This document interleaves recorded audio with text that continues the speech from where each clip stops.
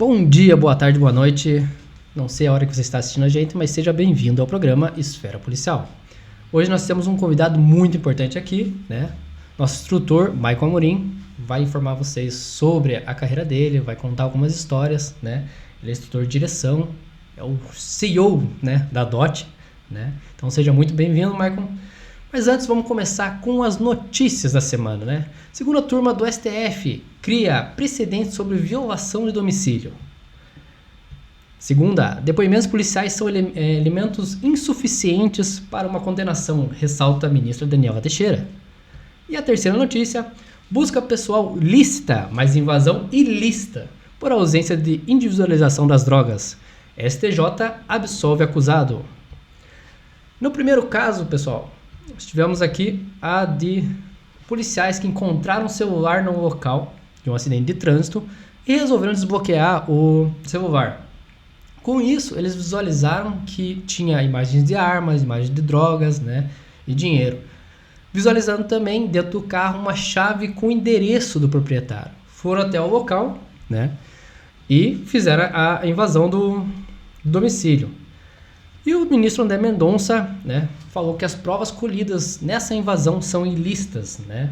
O que ele disse foi: não foram realizadas diligências investigativas anteriores para entrar no domicílio, sendo somente consideradas as mencionadas nas imagens de objetos ilícitos somados à presunção, né, sem qualquer corroboração de que se encontrava o endereço constante em chaveiro. Ele também disse que a apreensão de drogas na moradia, né, mesmo que você tenha encontrado as drogas e armas dentro do domicílio do indivíduo, não justifica a entrada forçada, porque até então eles não estavam investigando, não era a polícia judiciária para fazer investigação, simplesmente eles estavam em patrulhamento, visualizaram o acidente, lograram êxito ali em abrir o celular da pessoa e verificar as imagens, né? Então isso foi considerado pelo STF ilegal. Então o acidente, o atendimento ali foi lícito, né? Todo o procedimento de salvamento dos policiais. O que foi ilícito foi eles verificarem dentro do veículo ali o endereço do indivíduo e as fotos dentro do celular do indivíduo. Então essa entrada em domicílio foi considerada ilegal, né? Só para nós entendermos algumas coisas ali. Caso você tenha alguma dúvida sobre esse precedente, a gente pode fazer um programa especial para isso, tá? Não deixe de acompanhar também nas redes sociais, que lá a gente explica um pouco mais sobre isso. A segunda notícia é do STJ. A ministra Daniela Teixeira disse que policiais são elementos insuficientes, os testemunhos dos policiais, né, são elementos insuficientes para condenar alguém, né? Ela disse que concedeu habeas corpus para desclassificar a posse de droga de uso, na conduta de uso de droga, né, e transferiu de tráfico para o usuário a situação, porque para ela apenas o depoimento dos policiais sem outras provas não é considerado, né, o tráfico, não dá para ser considerado o tráfico nesse contexto, tá? Então, mais um entendimento novo. É importante você verificar que o STJ, principalmente a ministra Daniela Teixeira e o Rogério Schettini, eles estão realmente pegando muito em cima na questão do boletim de ocorrência, na questão das provas, da cadeia de custódia, né? Então é importante os policiais verificarem isso. A cadeia de custódia ela tem que ser seguida, ela tem que tomar um cuidado muito grande com isso, porque às vezes nessa de fazer o plus, né, fazer o a mais, pode acabar dando errado pro polícia, tá? Então o entendimento ali dela, ali no final, ela colocou assim: o entendimento dessa Corte Superior acerca do ocorrido, né, repousa na necessidade de prova acerca da prática, da constância da mecânica, né, de substâncias ilícitas nesse sentido. É prescindível a prova de comércio ilícito, sendo suficiente a demonstração que o agente praticou uma das ações escritas no tipo penal, a exemplo de guardar e ter em depósito, diante que o depoimento dos policiais acabaram por ser elementos insuficientes como base probatória para uma condenação. Então ela apontou desse jeito, e o Ministério Público também nesse caso não trouxe mais elementos. Então esse habeas corpus número 898195, né, do STJ, foi dado como absolvição pro réu, beleza? E a terceira, bem legal, busca pessoal lícita, mas invasão ilícita. por ausente de visualização da droga. Então, STJ de volta, né, falando aqui, ó, que no caso concreto, segundo os autos, policiais realizavam patrulhamento de rotina quando avistaram o réu, que, ao visualizá-lo, teria demonstrado nervosismo e mudado de direção. Diante do comportamento, os agentes decidiram abordá-lo. Entendemos, né, que o próprio STF e o STJ estão já, assim, não autorizando, né, mas sendo mais coniventes com a abordagem dos suspeitos. O problema foi a entrada em domicílio, nesse caso, né, que durante a revista, 8 porções de maconha e R$350 em espécie foram encontradas. E no boletim de ocorrência dos policiais estava indagado e o imputado teria confessado informalmente, né, a traficância, afirmando que possuía mais drogas em sua residência. Então isso que ficou um pouco dúbio para, né, o STJ ali. Como é que ele, né, informalmente falou isso, que falou que estava traficando sim, né?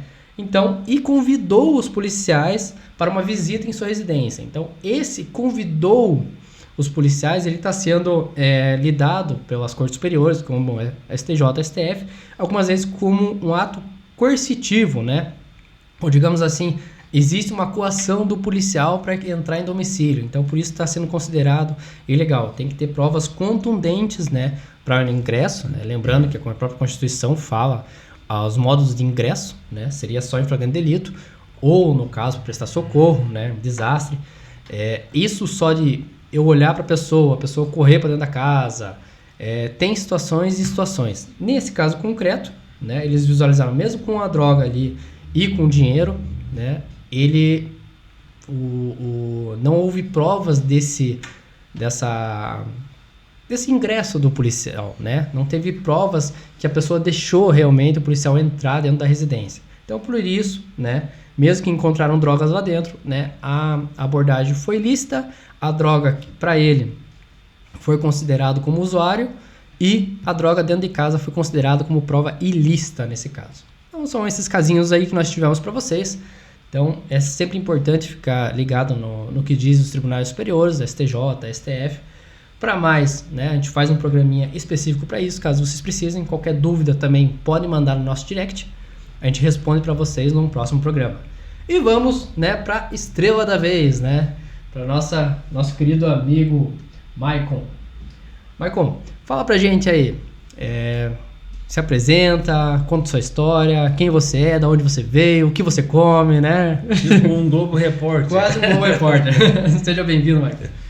Queria primeiramente agradecer pelo espaço, né, pela oportunidade desse contato e parabenizar, né, a esfera policial por trazer esses conteúdos relevantes, né, para a sociedade e que é importante para as pessoas terem conhecimento e também levantar, digamos, que seja uma polêmica, alguma coisa para fazer a pessoa raciocinar, racionalizar e levantar elementos de informação, né? Que isso é muito importante para alimentar a informação das pessoas, né? Uhum. Isso materializando torna-se a informação, o conhecimento, ele precisa ser replicado, né? E parabenizar aí pelo espaço mais uma vez, né? Esfera policial. Eu, policial militar, 18 anos de carreira aqui na Polícia Militar do Estado do Paraná, né? Venho trabalhando um bom tempo na parte da direção veicular, que é uma bandeira nossa há muito tempo. E aí a gente vai explicando aos pouquinhos como que chegou até hoje, né? Até 2024, aí, o que a gente tem desenvolvido nesse aspecto. Fica à vontade. Quando que iniciou a DOT? Guilherme, vamos pegar bem mais lá no início, né, do processo até chegar a DOT. Eu sempre gostei da parte da direção veicular, né? Uma coisa que sempre me chamou a atenção. Mas já adiantando um ponto, uma ocorrência específica em 2014, né? Acabou durante um deslocamento de emergência, uma viatura à minha frente, né, em baixa velocidade, acabou capotando. Então isso, graças a Deus, né, não aconteceu nada com a equipe, a gente estava muito próximo para fazer essa intervenção, esse apoio, né? Só que levantou uma questão assim, por que dessa viatura virar, se acidentar em tão baixa velocidade, né? E aí a gente busca informações e orientações com relação da instrução, da capacitação do operacional, né? Do boleia, digamos assim, que está por trás do volante ali, de saber se realmente está sendo feito do modo correto, se ele está instruindo para utilizar aquele tipo de equipamento naquela situação, enfim, sem justificar, sem questionar a habilidade, né? Mas em si sabendo, entendendo se de fato o que ocorreu foi por falha mecânica, falha humana. E aí a gente vem desenvolvendo alguns trabalhos, né, para fomentar isso e modificar esse cenário, né?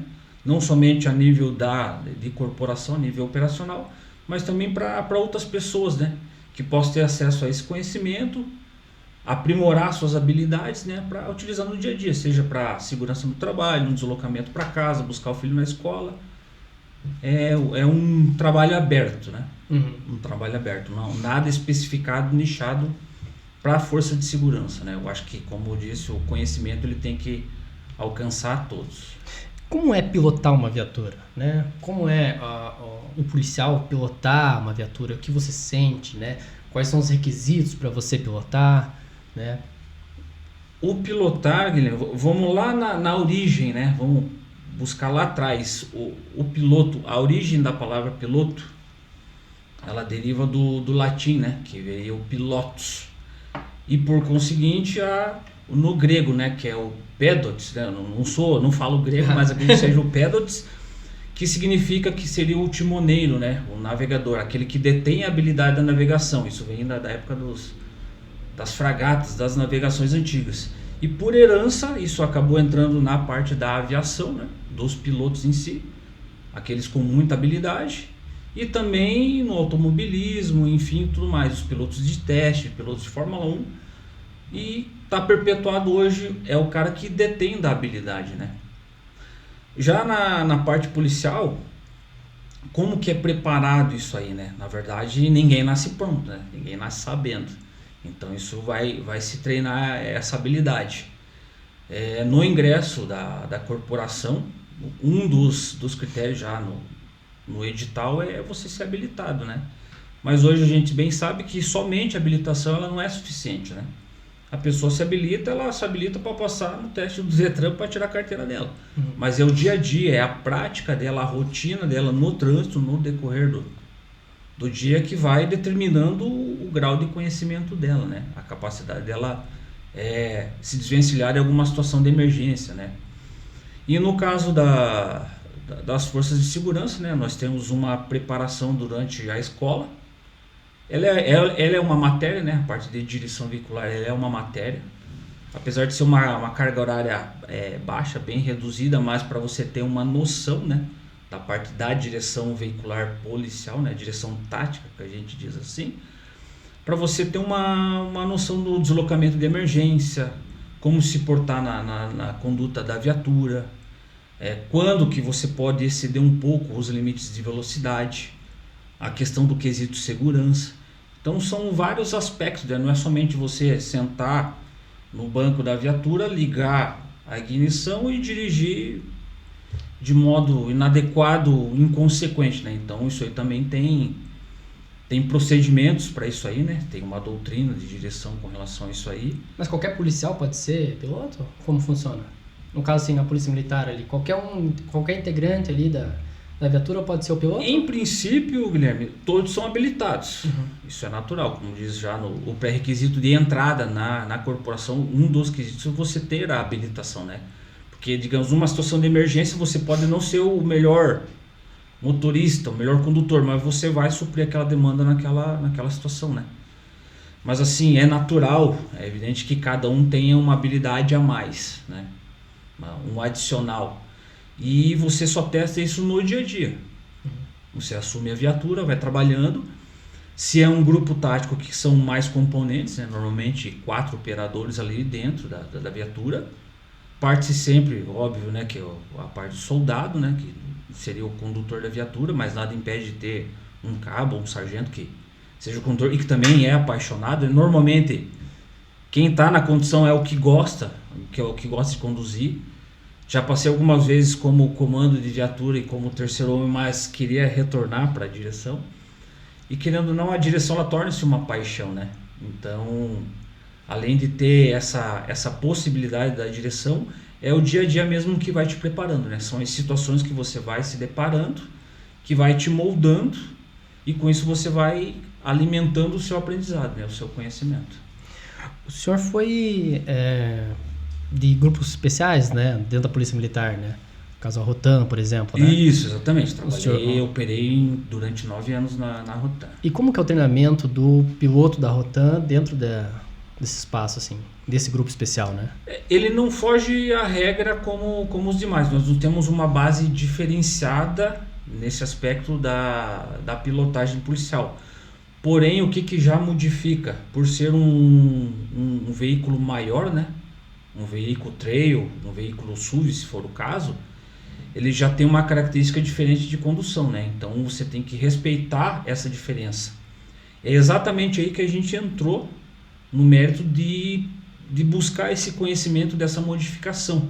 Porque você operar um carro normal, digamos assim, um veículo baixo, é relativamente diferente a um veículo maior.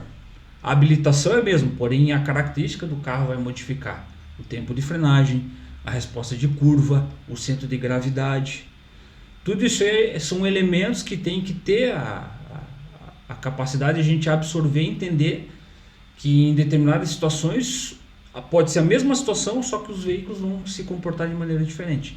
Então hoje, especificamente hoje, nós temos um curso específico de direção voltada a agrupamentos táticos, né? Que a matriz nossa hoje da doutrina é feita pela Rony, né?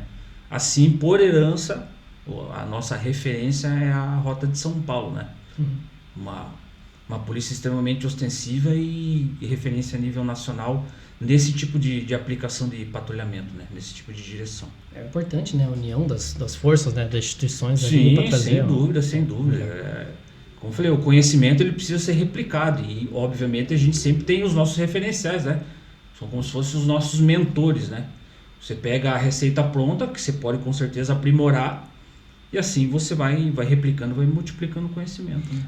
O caso que o senhor falou sobre a viatura capotar na sua frente ali, como que foi a situação? Eu não lembro exatamente, como eu falei, foi 2014 mais ou menos, era uma situação que teve, eu acho que um confronto, ou uma tentativa de assalto a um militar no bairro São Lourenço, e as equipes estavam indo em apoio. E ali mais ou menos na região do Tarumã tem uma curva, e essa curva não é uma curva assim, digamos, tão forte, né, para a característica daquele tipo de evento. Qual caminhonete que era, o senhor lembra? O veículo acidentado era um veículo Pajero. A Pajero deu bastante capotamento, né? Bastante ainda.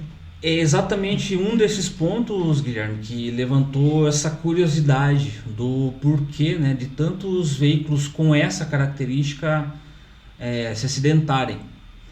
Aí vem até uma informação que ela é extremamente validada, a transição, principalmente de grupo tático, de sair das antigas Blazer para as Pajeros, né?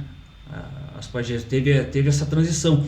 O que acontece? Que a gente consegue materializar isso aí o uso da tecnologia embarcada quando você não tem o conhecimento, não tem a habilidade de lidar com aquele material, porque querendo ou não é uma falha do nosso sistema você não habilitar o seu policial, o seu operador para qualificar para aquele tipo de equipamento, né? Assim como a gente bem sabe, quando você troca um armamento para habilitar, você pegar, por exemplo, a título de exemplo, uma pistola 380, ela vai ter um comportamento diferenciado, relativamente diferenciado a uma 9mm, a uma .40, uma .45. E toda vez que você faz essa transmissão, essa transferência de aparelho, você é habilitado para aquilo. Então, com o veículo não pode ser diferente, né? Então, nós saímos de um período que nós não tínhamos, digamos, quase tecnologia nenhuma de equipamento com relação ao ABS, aos controles de estabilidade, controle de tração, para um veículo que tinha muito material, muito componente embarcado, só que sem o conhecimento do operador, né? Então o que acontecia? Na época da Blazer, o próprio operador fazia determinadas manobras e o carro obedece. Com a vinda da tecnologia, ela entende o quê? Que aquele veículo naquela ocasião, naquela circunstância, ele está perdendo a direção, está perdendo a tração. Então os componentes eletrônicos acabam compensando para não ter o acidente, né? Então pode dizermos assim que com relação a falta de conhecimento do operador acaba gerando determinados problemas com relação à condução do veículo, enquanto ele não detinha desse conhecimento, né? Mas o caso o senhor fala ali que nem na questão da própria Pajero, né? Teve que não tem uma instrução específica ali para motor da Pajero para Trailblazer, não tem um treinamento específico naquela caminhonete? Se a gente for ver assim, nós não temos nenhum carro apto ao nosso dia a dia, né? Diferente dos americanos, né? Que eles fabricam carros específicos para as forças de segurança, para as polícias, né? Nós não temos. Nossos veículos não são adaptados, não são preparados. Somente a nível de a parte de sinalização nossa, né? A parte de sirene que coloca na viatura, os dispositivos eletrônicos. Fora disso é um carro normal, é um carro normal como qualquer um. E querendo ou não, a Pajero ela foi campeã de rally, né? Então, ou seja, de fato era o veículo ou era o operador, ou era um erro da instituição não qualificar esse operador para isso aí, né? Então teve algumas interferências nesse processo que foram sendo melhoradas, né? Que hoje, graças a Deus, tá bem mais avançado. Hoje nós temos pessoas altamente qualificadas, assim como já eram, porém perdeu-se assim, passou essa fase de a gente brigar com aquilo que a gente tinha de conhecimento com as novas tecnologias. Hoje as coisas se fundiram. Então hoje o operador sabe a máquina que ele está operando para oferecer o melhor serviço com habilidade, e de geração em geração as coisas vão se aprimorando, né? Bacana. Então explica para nós ali sobre a DOT, né? Como que é feito os treinamentos, como que é o curso que o senhor criou, né? A DOT, ela parte exatamente desse ponto aí de 2014, com esse acidente, né? De levantar esse questionamento. Por que essa... Vamos voltar um pouquinho mais atrás. A fase mais gostosa da vida nossa, eu acredito que são várias, né? Mas uma delas é a fase dos 5 anos de idade, né? Que é a fase dos porquês. Nós não deveríamos nunca perder os porquês da vida, né? Hoje os cursos, sempre quando vão ser realizados, a pessoa somente replica aquele conhecimento, copia, cola e faz. Mas ela não entende por que ela está fazendo. A gente tem que explicar como, mas a gente tem que explicar o porquê daquilo que está fazendo, né? Não somente empurrar a técnica, né? Então a pessoa que está por trás do volante, ela tem que ter esse conhecimento, esse porquê. Por que eu vou fazer isso? Como que eu vou fazer isso? Aí você vai desenhando o teu conhecimento, né? É o que, como, porquê e quando. Você fechou esse ciclo, aí sim, digamos que você tem toda a informação por completo para poder realizar as atividades. E a DOT, ela trabalha com esse perfil, né? Com esse molde de conhecimento, com relação de trazer essas habilidades que a gente adquiriu ao longo dos anos, né? A experiência de vários cursos que a gente teve na parte de direção veicular. Não queremos ser apenas colecionadores de certificados, por isso a gente vê vários, porém tem uma parede muito bonita de certificado, mas infelizmente não consegue transmitir o conhecimento. E a gente quer abrir, digamos, a caixa preta, né, da parte da direção veicular para as pessoas que tenham vontade de aprimorar suas habilidades, né, e vier a realizar o curso com a gente.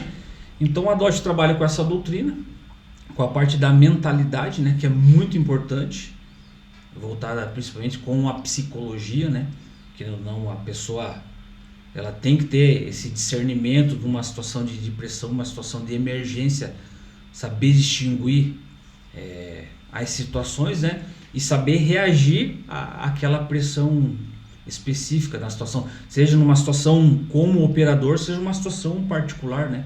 Que a gente vê muitos acidentes, como que você vai desvencilhar de um acidente, um possível engarrafamento, um congestionamento, uma perda de tração em curva, uma aquaplanagem. Então tudo isso são bagagens que a gente coloca na nossa plataforma para vir habilitar as pessoas, né? Não reinventamos a roda, mas a gente pode melhorar a direção dela, né? Quais foram os maiores casos, assim, os mais emblemáticos ali que o senhor teve como um piloto de operacional, né? Teve um, Guilherme, em específico, esse foi marcante, que foi o primeiro acompanhamento tático, né? Vamos falar assim, acompanhamento. Para alguns, perseguição policial, né? Como a mídia fala, perseguição policial e tal. Então, esse acompanhamento tático foi no início mesmo da minha carreira, que a viatura nossa Blazer, ela estava baixada das atividades. Baixada por quê? Por conta de manutenção, né? Então, a única viatura disponível que a gente tinha era um Gol. Um golzinho, bolinha, como todo mundo fala. É o golzinho que... Mas esse senhor estava na RPA ou na... Não, na Rotan. A gente pegou a viatura de RPA para aplicar em serviço de Rotan. Eu já tive essa aí. Na época da Romu, a gente usava o Onix também, 4 dentro do Onix. É por aí, você... É por aí. E... para minha felicidade, minha alegria de ter aquela ânsia do primeiro acompanhamento, né, como que era tal, essa direção, foi realizado em cima de uma BMW 750i. Meio difícil, né? É uma coisa desproporcional, mas assim, o que valida essa direção, e logramos êxito, vamos deixar bem registrado aqui, né? Não é por fato de estar num golzinho que a gente acabou não conseguindo. Naturalmente, com o apoio de outras equipes, né, para a gente realizar o cerco policial, a gente acompanhamento é isso, né? O acompanhamento tático é isso, né? São várias viaturas em conjunto. Exatamente. Né? Um carro só é perseguição, né? Todo mundo Exatamente. Várias viaturas é união de esforços. Independente de... Já trabalhamos junto com a GM, já trabalhamos junto com a Polícia Civil, Polícia Federal. Forças conjuntas para ter um resultado final satisfatório. É assim que a gente tem que desenvolver. E esse caso específico, Guilherme, quando... isso nós acompanhamos, digamos que eu acho que uns 15 quilômetros no mínimo desse acompanhamento, alta velocidade, né, acima de 140 por hora, porque uma BMW desenvolve isso muito rápido. Era um veículo que tinha sido roubado ali no bairro Cabral. Mas o que é a diferença na condução? Você ter o teu conhecimento e saber aplicar no momento quando você precisa. Coisas que a gente desenvolve durante a vida, você só vai às vezes ter noção daquilo que está sendo validado muito tempo depois, né? Às vezes você faz o curso agora, se habilita agora, mas cara, não estou usando para nada. Mas de repente, numa circunstância específica, daqui a 10 anos, você vai lembrar daquele momento e você vai atuar em cima daquilo. Então, por que eu estou falando isso? Porque nesse acompanhamento, quando a viatura saiu, digamos, saímos da parte de asfalto e caiu para a parte de estrada, o golzinho ele deu um show à parte, né? Ele entrou num aspecto rally, digamos. Viramos o botão e entrou no rally. E por que eu falo isso? Antes de entrar na corporação ainda, eu tive a oportunidade de trabalhar em Portugal, né? Isso em 2001. E a gente teve um certo contato, assim como entusiasta, né? Apaixonado pela parte da direção, com o rally. Então o WRC, né? Isso é a nível mundial, né? O World Rally Championship. E aquilo lá era apaixonante, principalmente na época de 2001 era o Peugeot, né? O Peugeot 206, era a sensação do momento. Todo mundo queria detonar com os Peugeotzinhos e tudo mais. E comigo não foi diferente, né? Então, tivemos essa oportunidade de realizar um passeio na região lá, né? Eu e um amigo meu. Locamos um Peugeot 0 km para fazer exatamente como fazer o rally. Ou seja, nós estávamos negligenciando alguns fatores ali para ter aquela emoção de saber o que era conduzir um rally, obviamente, dentro da nossa realidade, né? É que o carro de rally é todo preparado, exatamente, né? Exatamente. Mas saber o que era ter a condução do Peugeot na mão, né? E por aquelas estradas que são maravilhosas, cinematográficas. Então ele ficava com o mapa do lado para ver determinada cidade, né, que era o ponto, e a gente fazia aquele deslocamento rápido com as tomadas e curvas e tudo mais. Ia treinando as habilidades sem ter o conhecimento. Aí isso veio a refletir nessa ocorrência muito tempo depois, quando o Gol entrou na parte de cyber, né, digamos assim, na parte do Ford está no off-road. No terrão. Que quando a BMW ela ia sair de lado ou quase virar, a gente conseguia fazer as tangentes, fazer todo aquele malabarismo que o Rally tem, né, com essa habilidade do Rally, para poder chegar mais perto do carro. Ou seja, quem era um piloto da BMW, que deveria ter uma maior capacidade, porque realmente é um carro que tem uma resposta de motor muito rápida, né, muita tecnologia, perdeu para um Gol 1.6 sem tração nenhuma, sem a parte tecnológica nenhuma, apenas o conhecimento. Com 4 caras dentro. Com 4 cara bruto, embarcado, pesado. Inclusive, num desse detalhe, caiu até o painel, caiu o porta-luva do lado do Gol. Sim. Eu sei que foi um sonho, mas no final foi sucesso, virou história. Isso é uma coisa que marcou muito, né?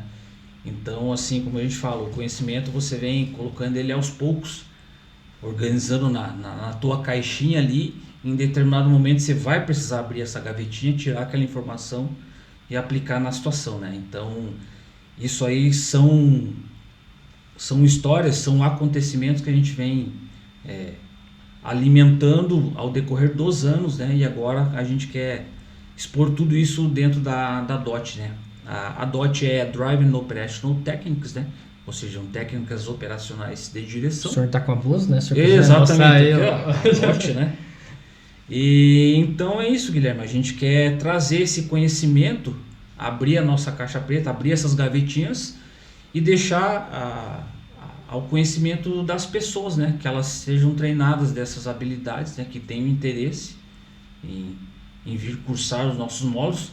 A DOT também não trabalha somente com a parte da direção, né, a direção em si é a nossa bandeira principal, com certeza. Mas nós também trabalhamos com outras habilidades, né? Porque como nós somos do meio policial, naturalmente, uma frase eu vou até validar aqui. Esses dias nós fizemos uma instrução, um policial ele foi muito feliz numa frase que ele falou, inclusive eu estava participando como instruendo, né? Eu era o aluno. Então, você não é sempre um instrutor, você também volta para a cadeirinha para aprender, e você aprende sempre, seja com o mais moderno ou mais antigo. Por isso que eu falei, o conhecimento está aí, acaba cada um absorver da maneira que acha interessante, mas essa frase me chamou a atenção. Você passa mais tempo dirigindo do que atirando. Isso obviamente são situações distintas, você tem que estar habilitado numa situação de um confronto específico, uma situação de intervenção mais rápida, porém você tem que estar pronto no seu total. E é validada essa mensagem, que você fica mais tempo dirigindo do que atirando. Então, a gente reforça essa importância, né, da pessoa estar treinada, habilitada para a parte da direção. O confronto é o supra-sumo, né? Exatamente, é a linha final da situação. É, né? A cereja do bolo, né? Só o mais gostoso lá no final, né? Evita-se eu digo, na parte do policial, na questão da direção, é o acompanhamento tático e encerrar a ocorrência. Na parte do tiro, obviamente, o confronto, que é a última instância, o último nível de força, né? Que a gente espera que não ocorra, mas caso necessário, vai ser atuado. Então nós também temos instrutores, né, habilitados na parte do tiro e também no APH de combate. Então são disciplinas, né, que querendo ou não elas se comunicam dentro do nosso ambiente operacional, mas que também é aberto a outras pessoas, desde que habilitadas a algumas modalidades. Então polícia ou não polícia podem fazer o curso? Exatamente. Tem moto também, no caso, nessas direções, ou só curso para carro? Na minha mobilidade, no meu modus operandi, é com carros. Mas já abrimos um pequeno precedente, um spoiler aí pra galera que gosta de moto. Também uma possibilidade de a gente abrir esses módulos com a parte da moto, exatamente. Um curso batedor, mais ou menos, ou não? Não digo exatamente batedor. Como a gente não tem modulado exatamente o que vai ser aplicado, essa modalidade, né? Então a gente não sabe como vai operar ainda, né? Então, o nosso player aqui é com os carros, né? Seja ele características, veículos, câmbio mecânico ou câmbio automático, né? É aquele a diferença, a transição da tecnologia, né? E veículos maiores, né? Veículos tracionados aí, 4x4, as Blazer, Trailblazer, SUVs, enfim. Essa é a nossa... É o nosso rol de conhecimento. E assim como nós somos abertos também a trazer outros operadores, outros instrutores para a nossa plataforma, né? Se nós temos ali os valores alinhados, falamos a mesma linguagem, não tem por que eu deixar as portas da DOT fechadas, né? Eu não sou o único detentor de conhecimento, né? Tem pessoas muito preparadas para transmitir, às vezes até mais do que a gente, né? Esse conhecimento. Então nós estamos extremamente abertos a essa comunicação, aos contatos, né? Para poder liberar esse conhecimento para todo mundo, né? E agora mais uma parte mais... O senhor que é antigão, né? Sobre a manobra PIT, né? Ela é uma manobra realizada nos Estados Unidos, né? Nos Estados Unidos e Europa, ela tem o seu normativo dentro dos procedimentos operacionais, né? Tanto da polícia americana quanto a polícia na Europa, que seria o veículo até 60 km por hora, né? Você consegue, né, abotar ele, assim, né? Bater na traseira, totozinho, né? Na traseira para fazer o carro girar, né? Então tem um limite ali que seria 60 km por hora. No Brasil a gente não tem essa perspectiva, a gente não tem essa ideia jurídica, né? Até porque quando você tem um acidente, uma colisão com a viatura, capaz do polícia ter que pagar a viatura ainda por causa disso, né? O boleto chega, né? Nem que seja só o seguro, né? A franquia do seguro, mas chega, né, pro polícia. Então você responde um PAD ali por qualquer situação que você tenha, né? Não, PAD seria ali para guarda municipal, polícia civil, né, polícia federal. E para vocês seria o IPM, você está sujeito né? às intervenções administrativas ali, né? Mas sobre a manobra PIT, o senhor acha que ela é válida, ela não seria válida dentro do país? Se ela é útil ou não, assim, na sua experiência como policial, como instrutor de direção? Olha, Guilherme, a gente acompanha muito isso na mídia, né? Com relação dessa manobra. Algumas bem sucedidas, outras nem tanto, né? Por mais que elas sejam assim validadas no âmbito lá dos americanos, na Europa, ela é uma manobra assim que levanta considerações a serem feitas, né? Até teve tempos que ela até de certa forma foi proibida ou foi banida pelo estrago que fazia, né? Uhum. Porque com o intuito de você querer parar o que é a manobra PIT em si, né? Qual que é a nomenclatura PIT? Que é o Precision Immobilization Techniques, técnicas de imobilização precisa.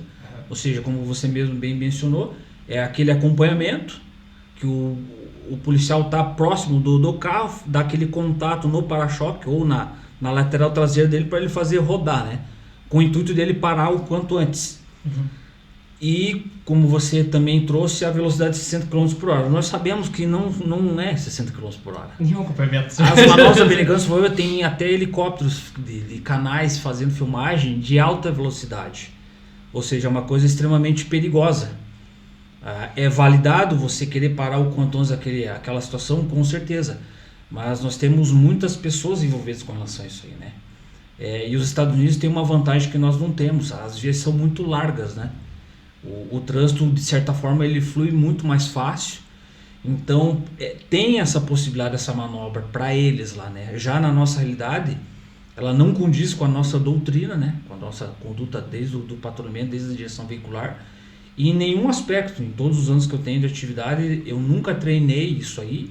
E também digo que eu não vou treinar e não habilito ninguém a fazer isso aí, né? Porque é uma coisa que foge da nossa realidade. Então não adianta eu aplicar isso, vai ser na verdade mais um exibicionismo do que na verdade uma coisa prática, né? Mas o senhor não acha útil então, no caso assim, para nossa realidade não, como eu falei, porque querendo ou não, a nossa ideia é acessar aquela intervenção quanto mais rápido. Por isso do auxílio das forças de segurança, sejam elas a que tiver disposição. Aqui a gente, como operador da Polícia Militar, nós temos contato com a Guarda Municipal, um bloqueio da Polícia Civil, Polícia Rodoviária Federal, enfim, nós temos outras forças competentes para auxiliar nós nesse aspecto, né? Então essa intervenção desse contato direto eu não vejo com bons olhos, né? Prefiro você passar o contato via rádio para outras viaturas, outras equipes irem balizando, fechando o trânsito até encerrar o acompanhamento do que fazer essa manobra, porque querendo ou não, isso aí pode machucar não somente o condutor irregular, né? O irresponsável por essa conduta, como terceiros também, né?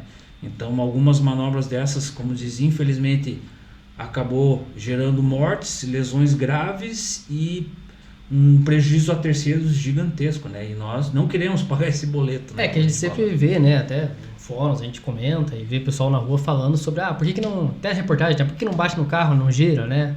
Então tem todo esse estudo. É né? muito bonito nos filmes ali, na realidade americana, não para nós, né? E quando a gente fala em disparo em movimento, né? Tipo assim, você vê, nós visualizamos hoje muitos vídeos policiais, né? Então, você tem hoje uma mídia mais completa sobre alguns, né, acompanhamentos. Onde você vê mesmo, a maioria policial rodoviária federal, né? Sai ali para fora e pum, né? Com o fuzil ali, acerta o pneu. Até que ponto isso é útil, até que ponto isso não é útil? O que o senhor diz como instrutor nessa questão do disparo no pneu, né? É um outro ponto também, Guilherme, que eu não levo em consideração. Isso é uma doutrina que a gente absorveu desde a época do grupamento tático, que não se atira em movimento. Não se atira em movimento. Primeiro porque você com um veículo em movimento, ele surge oscilações, né? Eu, como operador na direção, obviamente, eu vou ter o controle do carro, né? É o que se pretende. Para mim fazer isso aí, eu teria que deixar em condições suficientes pro operador que vai realizar, digamos, esse disparo, ter condições para isso aí. Mas não é o ambiente certo para isso aí e nem na velocidade que a gente está, né? Porque, querendo ou não, envolve várias situações na mesma situação, né? O próprio deslocamento, a própria oscilação, um tiro mal executado pode não atingir o efeito que ele quer que seja o pneu, mas sim atingir um terceiro, ou atingir mesmo o próprio condutor do veículo. Então, e as consequências vêm. Então, nós já temos essa bandeira levantada e muito bem fundamentada, que não se faz tiro em deslocamento, pela própria segurança mesmo em si, né? Então é preferível você justamente realizar esse contato com outras forças de segurança, se for o caso, né? Ou outras equipes nossas para virem apoio. A gente sabe da realidade da Polícia Rodoviária Federal, que normalmente só tem os 2 operadores sozinhos ali na estrada, né? E muitos quilômetros, né? E muitos quilômetros. Então, só que tem um detalhe, eles estão numa rodovia. Por mais que esteja um fluxo um pouco mais intenso, ainda assim eles estão numa rodovia, né? Então, vai pro mato, né, o carro. A rolagem é muito mais prática, você tem muito mais campo para trabalhar, diferente da nossa realidade urbana. Então, nós temos prédios, casas, pessoas passando para tudo quanto é lado, é o motoqueiro, é a criança saindo da escola, é a pessoa cruzando a rua, ou seja, são várias informações, são vários elementos que a gente tem que estar se alimentando ao tempo todo de informação para poder evitar o máximo e simplesmente só buscar o nosso alvo, só o nosso objetivo, que é paralisar aquela conduta, né? E assim a gente vê muitos acompanhamentos aí, o cara roletando o semáforo vermelho, infelizmente colidindo com terceiros aí, vitimando pessoas gravemente ou até mesmo fatais, né? E uma outra coisa que a gente faz também, que seja no acompanhamento, a viatura não vai roletar, digamos assim, né? Por isso nós temos um treinamento técnico. Nós já temos um problema, então nós vamos tentar sanar ele o mais rápido possível. Se o cara roletar, o condutor da viatura tem essa condição. Eu falei, cara, eu não vou fazer isso. Eu vou respeitar os sinais dentro daquela condição, obviamente, que de emergência, né? Por mais que tenha, o cara roletou, passou o semáforo vermelho, eu não vou passar porque o semáforo... Não, aí já tem Dá aquela seguradinha, né? Exatamente. A gente quebra, digamos, essa regra de segurança em detrimento desse evento específico, né? Isso aí está dentro do Código de Trânsito Brasileiro, né? No caso de situação de emergência. Só que a gente não vai dar essa roletada, essa furada de sinal para poder chegar no bichinho do mato lá, né? Enfim. E para finalizar, não sei se o senhor tem conhecimento sobre aqueles fura-pneus, né? Então a gente vê isso muito fora também, eles utilizam, jogam na pista, esteira, isso, né? A esteira de pregos ali para furar pneu. O senhor acha isso útil? Não acha? O senhor acha que pode causar mais acidente do que evitar? Porque quando você fura o pneu, dá aquele baque e o carro pode ser arrumado. Né? Exatamente. E esse é um material que eu acho interessante de ter. Só que normalmente a gente vê, obviamente, as nossas referências são americanas, né? Americanas e europeias, que eles utilizam desse equipamento. Nós temos aqui, só que exatamente não sei quem que opera esse perfil de equipamento, né? Eu acredito mais piamente que seja a Polícia Rodoviária Federal, né? Porque é quem está mais em contato com rodovias, E eu digo onde mais tem a probabilidade de ocorrer esse tipo de fuga, né? Que é essa esteira, né? Que é usada para furar os pneus. A partir do momento que você furou o pneu, você praticamente perde a mobilidade do carro, né? Ele vai parar de operar o quanto mais rápido. Eu acho extremamente válido isso aí. Se pudesse replicar em outras situações, por isso que eu falo importante dessa união de forças, né? Digamos assim, a título de exemplo, se eu começo um acompanhamento aqui dentro de Curitiba e vou para a região metropolitana, São José dos Pinhais, que a gente tem esse vínculo de informações e tiver alguém operando esse material, sabendo por onde aquele veículo vai passar, pode simplesmente instalar o material e esperar passar para acessar aquele problema ali, que é muito mais validado do que eu dar aquele totozinho no carro, bater em carros de terceiros, atropelar alguém, lesionar alguém gravemente, né? Eu achei extremamente válido e bem mais barato relacionado a um atendimento hospitalar, a um pagamento de um automóvel, um bem de uma outra pessoa aí, né? Então, era aí mesmo isso, né? Agradeço a participação do senhor. Agora a gente tem a possibilidade de fazer o marketing da sua empresa, né? Não sei se o senhor vai dar um bônus para quem assiste a Esfera Policial aí, como fica aí, se tem um descontinho. A gente sempre pega descontinho, né? Para as empresas, né? Vai que tem uma... Guilherme, a galera lá que quer acompanhar nós no canal lá da DOT Brasil, é o nosso canal particular institucional, né? Acompanha lá, não sei se vai colocar aí no descritivo, Maicon Amorim, tudo junto, @Maicon Amorim. Nós temos o nosso site também, dotbrasil.com.br, Brasil com Zulu. Também tem o nosso hall dos cursos lá que a gente está operando. O site está um pouco desatualizado, né? Mas nós estamos trabalhando isso na plataforma para deixá-la 100% para a pessoa, inclusive quando for buscar o curso ou a habilitação que ela queira, vai ter os links, o calendário disponível lá, né? Mas assim como também no Instagram, então acompanha a gente na rede social. E obviamente, né, o Esfera Policial vem dando esse aporte para nós, é uma via de duas mãos, né? Então, com certeza vai ter essa oportunidade. Fala que ouviu aqui, fala que você viu do Guilherme, que sempre dá uma ajudinha. Nós vamos dar um bônus sim, com certeza. Tá bom, com certeza. Bacana. A galera que acompanhar e fortalecer o canal aí, fortalecer a gente, essa irmandade só cresce quando, como diz, leões andam com leões, né? E assim como a gente sempre assina nos nossos posts, né? Bora vencer juntos. É isso aí. A união faz a força. Muito obrigado, Maicon.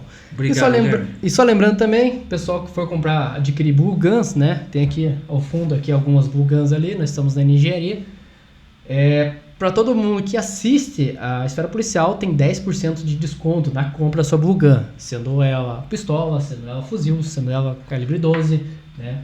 Venha conhecer, fale com o Bruno, fala que você ouviu aqui no canal e você vai ter aquele descontinho.